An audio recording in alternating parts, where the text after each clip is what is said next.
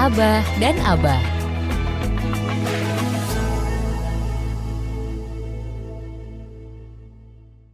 Kembali bersama Abah dan Abah, tentunya di Fok Radio Jogja. Sobat Fok, maaf tadi ada yang lewat ya, maka kita harus berhenti sejenak. Hati-hati, ya, tapi harus hati-hati. Apa itu Abah? Yang hati-hati itu? Siap. Hati-hati di jalan, itu kan ada itu sering kita lihat ya. Jadi tadi kan kita sudah ngomongkan kan tentang kalau kita diberi maaf oleh Allah, maka akan disediakan ajanah seluas langit dan bumi. Cuma kemudian ayat selanjutnya kok tidak membahas surganya kan. Alladzi, orang-orang yang takwa itu selanjutnya malah tidak membahas surga, tapi alladzina yunfiquna fis-sarai wad-dharra. Orang-orang takwa itu yaitu setelah diberikan surga atau diberi janji surga, maka mereka kemudian orang-orang yang banyak bersedekah. Nah, maksudnya banyak bersedekah itu bagaimana, Bah? Ya karena untuk melewati kamar-kamar pemeriksaan mizan itu kalau kita banyak amalnya kan nanti bisa berlebih toh, Bah. Ya kan, barang siapa yang kebaikannya seberat biji sawi lebih berat maka akan masuk surga, ya kan. Dihitung barang siapa yang keburukannya seberat sebiji sawi maka dia akan masuk neraka kan. Itu maka orang yang selamat, orang yang takwa itu pasti orang-orang yang banyak sedekah. Makanya dikatakan di sini, siapakah orang yang selamat membawa surga itu? Alladzina yunfiquna fis-sarai wad-dharra, yaitu orang-orang yang bersedekah dalam keadaan luas maupun dalam keadaan sempit. Artinya itu apa, Bah?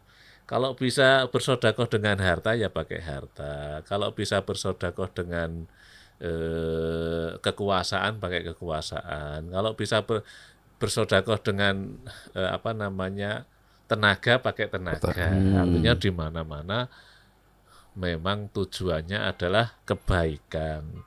Maksudnya kebaikan bagaimana, Bah? Ya memang untuk menjaga kita masuk surganya itu.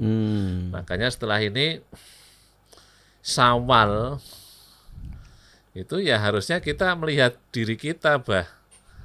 Sudah jadi orang takwa belum? Nah, kan la'alakum tatakun. Ya, Tujuanmu adalah takwa. Sudah. Apa ciri-cirinya?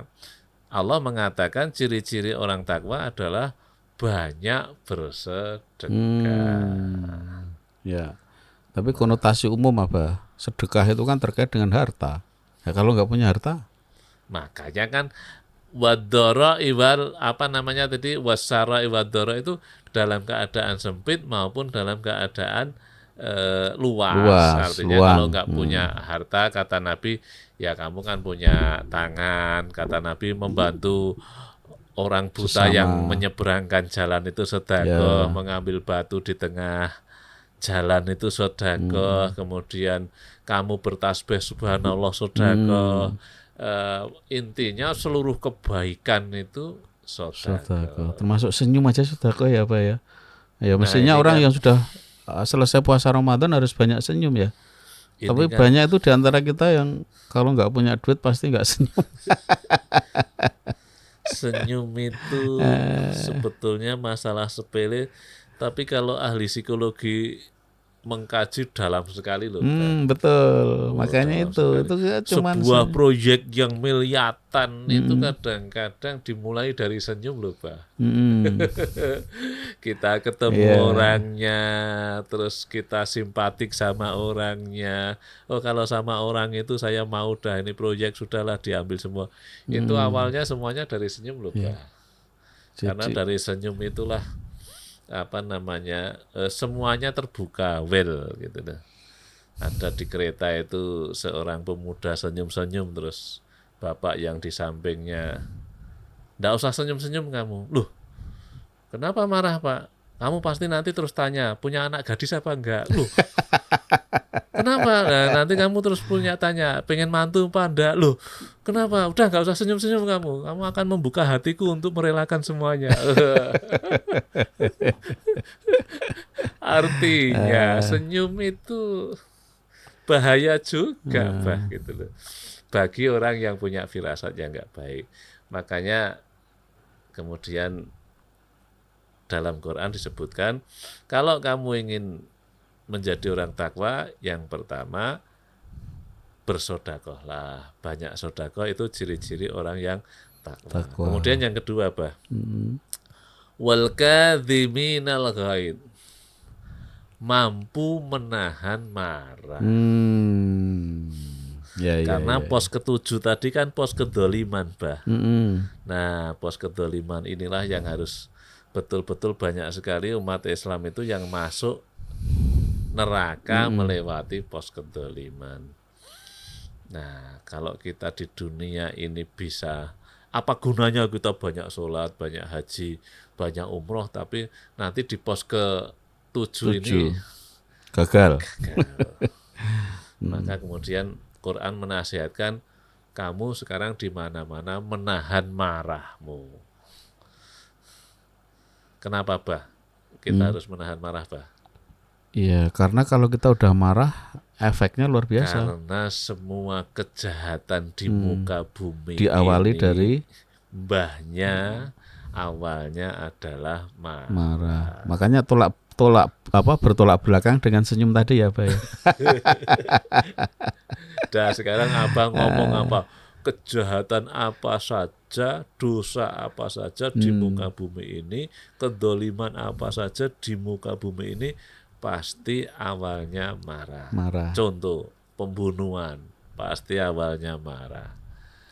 Ketemu di jalan, saling melihat pada saat emosi, cuma masalah kecil saja lah, ya, dikira itu temennya, ya toh. Kemudian yang satu mendelik, ngapa kamu? Ngapa kamu? Berani apa?